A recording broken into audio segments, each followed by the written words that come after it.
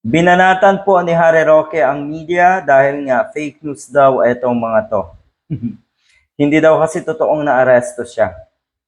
Hindi totoong naaresto. Abay mayabang pa itong mokong na ito na kuno ay naandyan siya sa The Hague. Ayan, ito po ay nung lumabas yung desisyon nga ng Appeals Chamber tungkol sa interim release na itong si Digong. Masaya si Harry Roque.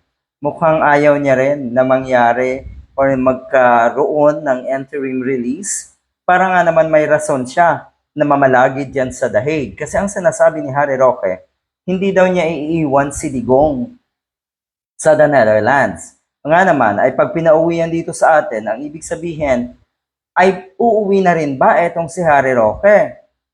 Oh, malala kasi binanatan niya ang mainstream media na kuno ay hindi nagbe-verify kung totoo ang balita tungkol sa kanya. Fake news daw. Dapat daw ay alamin ng mga nasa media, lalo na ng mainstream media, ang basics ng journalism, ang basics ng media na alamin at i-verify kung alin yung totoong balita at alin ang hindi.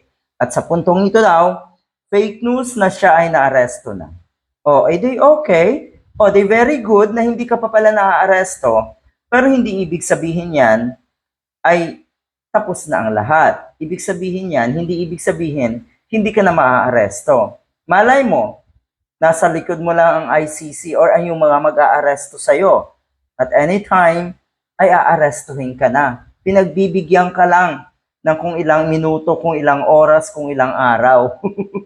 Pero maaaresto ka rin. Alam mo yan, dahil basics din yan ng pagiging abogado. Maaaresto ka. Dahil may red notice na po ng Interpol, naglabas na ng red notice pala ang Interpol.